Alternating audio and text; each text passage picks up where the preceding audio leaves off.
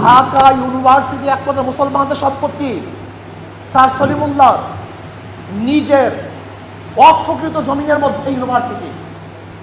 Sir Salimullah রহমতুল্লাহ আলাইহি যখন প্রস্তাব দিয়েছিলেন ইউনিভার্সিটি করার জন্য, কারা বাধা দিয়েছে আপনারা ভালো মতো জানেন। 41 বার ক্যালকাটায় এই ইউনিভার্সিটি বন্ধের জন্য কারা মিছিল করেছে আপনারা সবাই জানেন।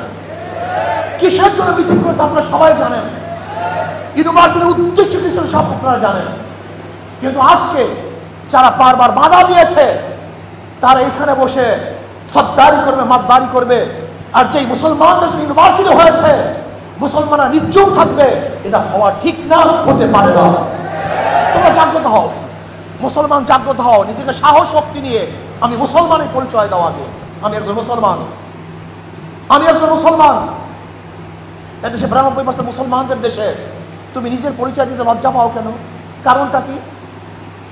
আজকের থেকে নিয়াত কর, আমি একজন মুসলমান, এটা আমার গৌরব। আমি একজন ধার্মিক, এটা আমার গৌরব। তোমার বাবা ধার্মিক, তোমার মা ধার্মিক, তোমার দাদা ধার্মিক। তুমি নিজেকে যদি ধার্মিক হিসাবে